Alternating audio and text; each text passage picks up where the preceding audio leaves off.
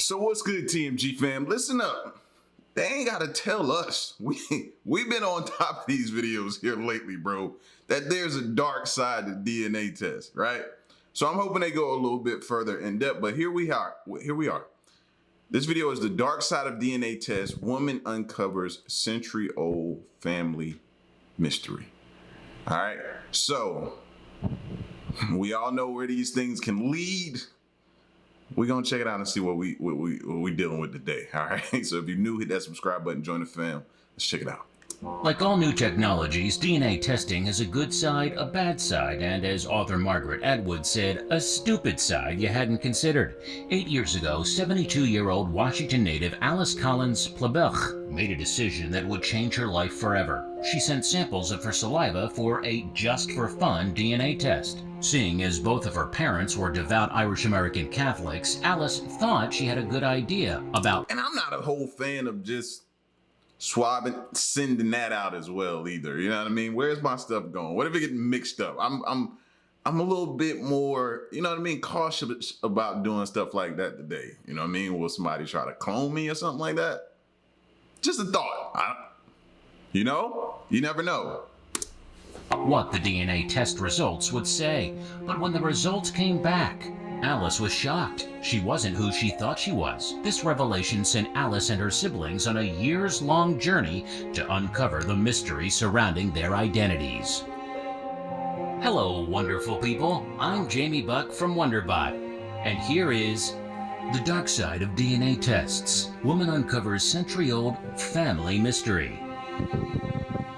Before we begin, make sure you smash the like button, subscribe to our channel, and click the notification bell for more amazing videos.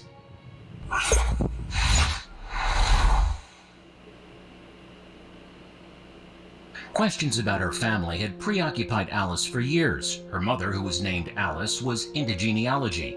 She kept an old family book with the handwritten names and births and deaths of their relatives. Alice found her mother's side easy to follow, even before genealogy records were available online. Her mother was Irish on one side and Scottish and English on the other. Some of her relatives had even been in America as far back as colonial times, and Alice was able to trace some of her mother's ancestors back to the 1500s. But with each update to her mother's lineage, Alice felt guilty because her father's side of the family was a different story. "My dad had nothing. He had no history," she told journalist and author Libby Copeland. Her father, Jim Collins, was the son of Irish immigrants. He knew little of his family history. His mother had passed away when Jim was just a baby, and his father was unable to care for him and his older siblings. So he gave them away to a Catholic orphanage. For most of his life, Jim didn't know what year he was born in, believing he was a year older than he really was. As her father grew older, Alice decided it was time to dive into his life. Imagine that. You know what I mean? Not only were your parents, you know what I mean, your dad was unable to take care of you, so he had to give you away. But you have doubts about your actual age. You know what I'm saying? Like, imagine the mind frame you got to be in to deal with something like that your entire life. Really not knowing your history, your lineage, where you come from, not knowing too much because you don't have anybody in your family to really give you that information. You know what I'm saying? A lot of us looks to grandparents, great aunts, uncles, stuff like that to give us all that, you know? Just imagine what he went through. And he really was. As her father grew older, Alice decided it was time to dive into his lineage and discover where he came from. Before she began the project, she had already known some of the details of his childhood. She knew that living in the orphanage had been hard. Alice knew that her father had most likely been malnourished while living there because a doctor later told him that this most likely explained his small build. She also knew that he had left the orphanage in his teens and was a rebel before he joined the U.S. Army Corps of Engineers and married his mother. She also knew that her father had a sister who had died when she was younger, and a brother he was not close with. Jim was also a devout Catholic who cooked a wicked corned beef on St. Patty's Day. But what Alice didn't know was where he came from and what happened to his parents. When her father died in 1999, Alice couldn't really tell him more than he already knew. In the years that followed, however, Alice was able to find some sort of paper trail. Jim was born in a working-class neighborhood in the Bronx, New York.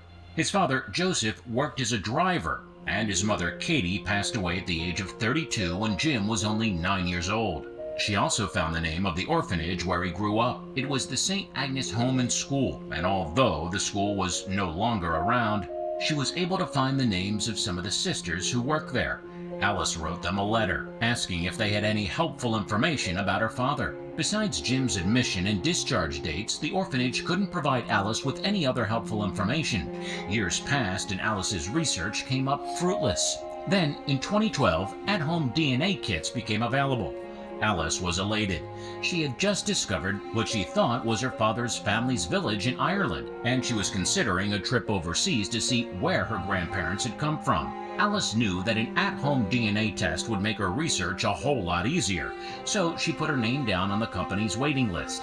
When the tests finally arrived, she and her sister Jerry swabbed their cheeks and sent in their tests. And when the results came back a month later, Alice and Jerry were more than a little confused. Only less than 50% of the sisters' DNA results were of Irish, Scottish, and English descent. The other half of her DNA was an unexpected combination of European Jewish, Eastern European, and Middle Eastern. This was odd. Alice thought because both of her parents were from the British Isles. Surely someone at the testing lab had messed up her results or accidentally switched them with someone else's. Alice wrote, That's another thought to consider as well. Error. Like, we can't remove error out of anything that you know what I mean, we take place in. Error can always be a possibility. So if somebody what if somebody messed that up? Swapped your DNA with someone else, and then like some of the other story, you end up getting this information back and then splitting with your significant other. You know what I'm saying? Like, it's so many different variables, man, dealing with this stuff, bro. It make your head spin. The testing company a letter explaining their mistake. She decided to take the test again, but when the same test came back for a second time, Alice knew that the report was correct. Several questions popped up in her head.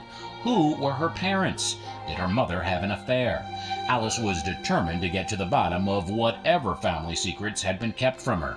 If her parents weren't who they said they were, that meant that Alice, by extension, wasn't who she thought she was. The DNA test results were only the beginning, as they provided Alice with the what, but not the why. While intense research and analysis might intimidate some people, Alice was not thrown off. She had worked as an IT manager at the University of California before she retired. I did data processing most of my life, and at a fairly sophisticated level, she said in 2017. Alice likes to find patterns in chaos and answer big questions with complex answers. After getting over her initial shock, Alice got straight to work. Maybe her mother had an affair, or her grandmother, but this scenario seemed unlikely. Cheating was out of character for Alice's mother, and all of Alice's siblings shared her father's eyes. Still, the question lingered in the back of her mind. My father, he was in the army, and he was all over the world, and it was just one of those fears that you have when you just don't know, Alice told author Libby Copeland. Alice and her sister had a gut feeling that the lineage came from her father's side, especially since he was adopted. Were her father's grandparents secretly Irish Jews? Or maybe Eastern European Jews who said they were Irish when they immigrated to America? As a precaution, Alice had two of her cousins, one on each side, take a DNA test. The results from her maternal cousin came back normal. I'd have been like, no, man, your problems are not going to spill over into me. Now, what if I'm helping you out and discover something wrong about myself? No. Sometimes you gotta leave well enough alone. You know what I mean? Sometimes you just gotta be like, you know what? Cuz I love you to death. But yeah. No. Anything else I can do for you? That though, I'm not doing. Anything else you need though, you know? I'm here. The two shared 12.5% of the same DNA, meaning that they were first cousins. But the test results from her paternal cousin were peculiar. The test showed that Alice and her cousin, whose mother was Jim Collins' sister, shared no DNA. In other words, the two were complete strangers, genetically speaking, and weren't actually cousins. This also meant that Alice's father's sister wasn't actually his sister. Alice was frustrated with the results, to say the least. Not only was she back to square one, but she was scared of being rejected from her dad's side of the family since they weren't biologically related. With the data results in front of them, Alice and her sister Jerry came to the conclusion that their father Jim was not related to his parents. "I really lost all my identity," Alice said in 2017. "I felt adrift. I didn't know who I was, who I really was." But for her Jerry, the test results confirmed a feeling she had for a very long time. For years, Jerry had thought that Jim's father bore no resemblance to anyone in her immediate family. And when she traveled to Ireland in the 90s, she realized that no one looked like her 5'4" dark-haired father. Jerry carried this feeling around with her for years. But with the DNA test results in front of her, her hunch turned to fact. With her father and her parents long dead, Alice and Jerry knew they had to unravel their father's mystery by speaking with the living. Did her father have any biological siblings? Did those siblings have any children? Was there any chance Alice and her siblings had long lost first cousins? By 2013, the Collins children were finally getting closer to solving their father's mystery. They had their father's birth certificate and had also learned that Jim had been sent to an orphanage by the New York Society for the Prevention of Cruelty to Children. Maybe, Alice wondered, her dad had somehow been confused with another child when he was taken from his home. Maybe the orphanage mixed up her father and another baby. Going on this hunch, Alice sent a forensic artist pictures of her father sitting on his father's lap when he was just a year old, along with photos of Jim when he was an adult. Alice wanted to know if the people in the photos were the same people, but again, this line of thinking was a dead end. The forensic artist ruled that it was in fact the same person, meaning that the orphanage hadn't confused her father with another baby. So Alice began. I was hoping that wasn't the case either. I was like, man, if that's the case, then she probably gonna spiral out of control. And thinking of a different idea. Maybe she thought her father was switched at the hospital. Was there a chance that the hospital had made a mistake? Alice decided to take a closer look at all the babies who were born in the same hospital as her father in 1913. But this was no easy task. Not only was the list of children who were born in the Bronx in 1913 159 pages long, but it also was not ordered by date, nor did it differentiate between home and hospital births. After carefully scanning through the file, Alice was able to narrow the list down to the names of children born around the same time as her father. That sounded either Jewish or ethically neutral. Alice's list totaled 30 babies. Her hope was that one of those babies on the list had living relatives who shared the same DNA as Alice and her siblings. Alice went through all 30 baby names, but again, nothing came up. Alice then combed through more than 6,000 people who were tagged as potential biological family members, according to the DNA's online database. She need to be a skip tracer, bro. A lot of bounty hunters and different people can use her. Collection agency, like she got a skill for that to be able to find that type of stuff, bro. She searched for 2.5 years but couldn't find a match. Alice began to lose hope. All she could do at this point in time was to wait for someone to reach out to her. Then, on January 18th, 2015, Alice's life changed forever.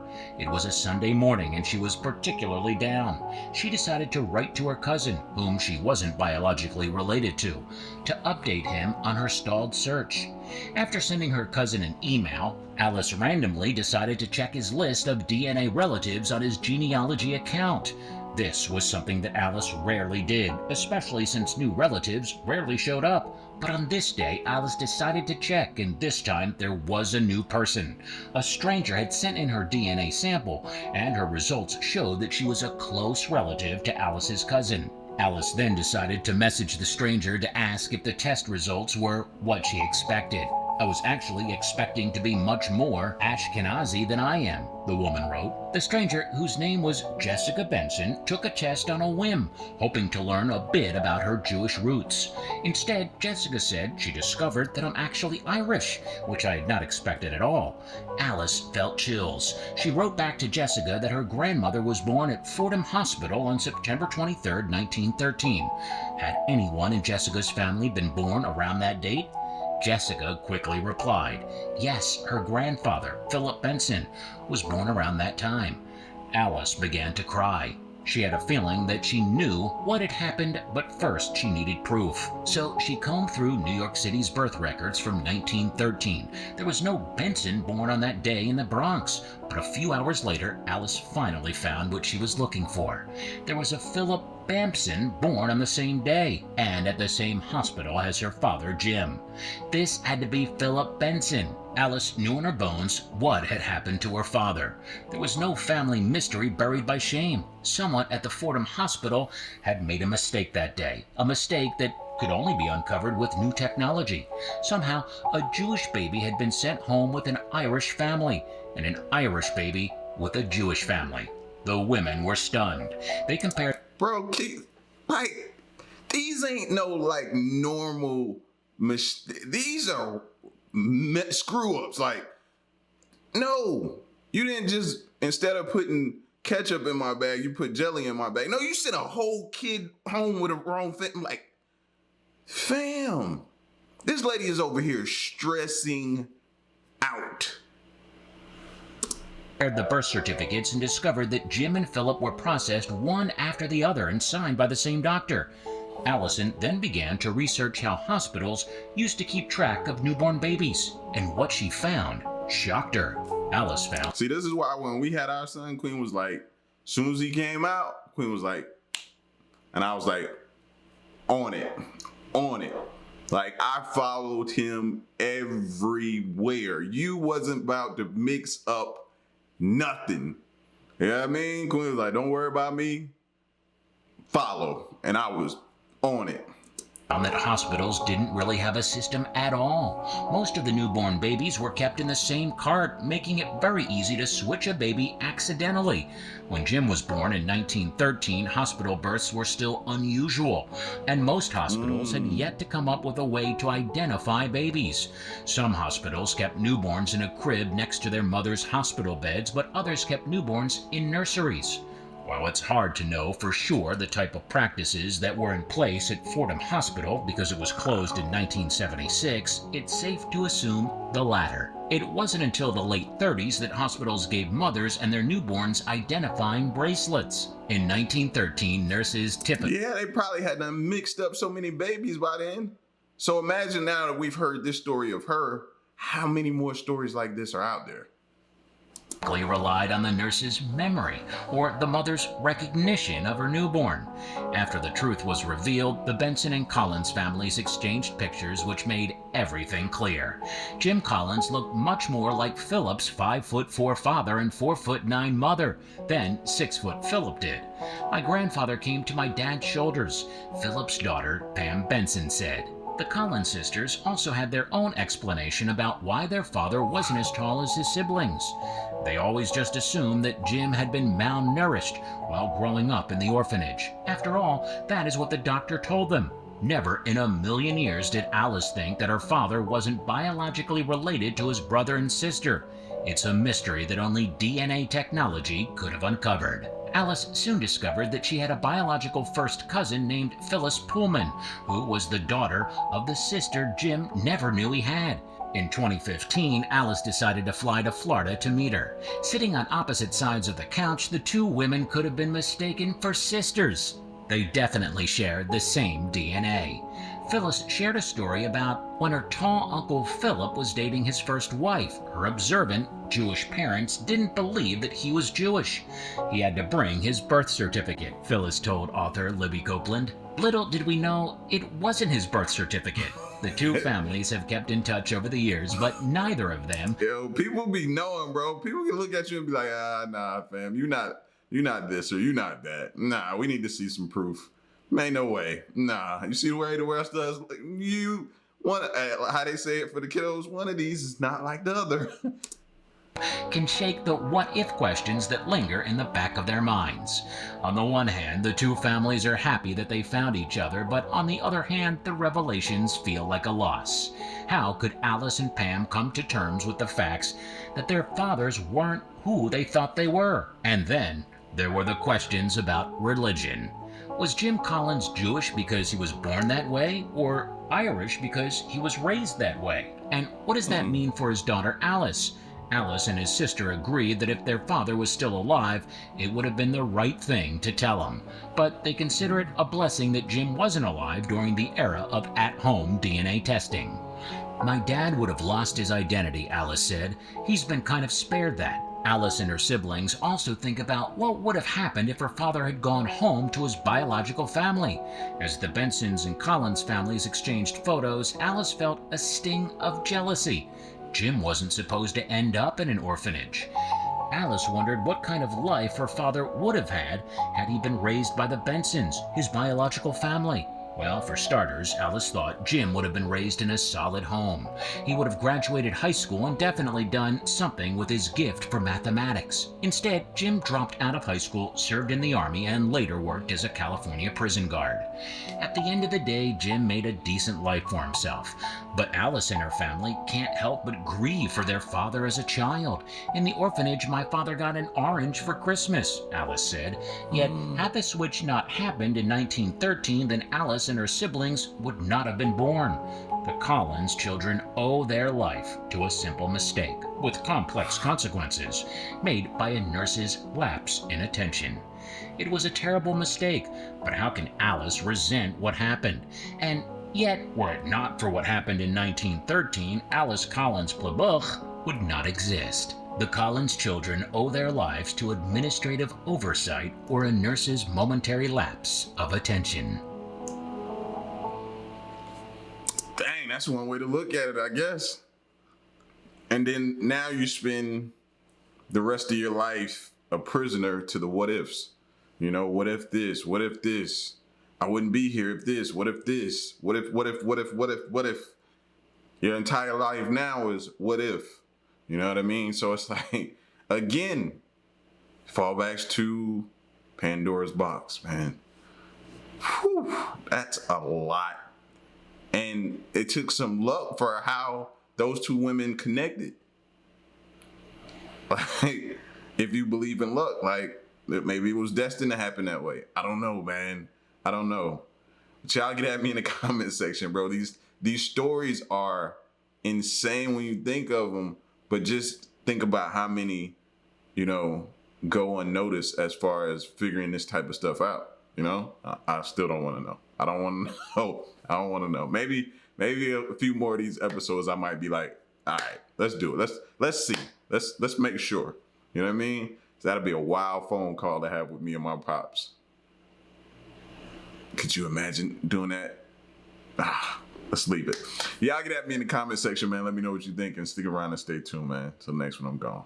Peace.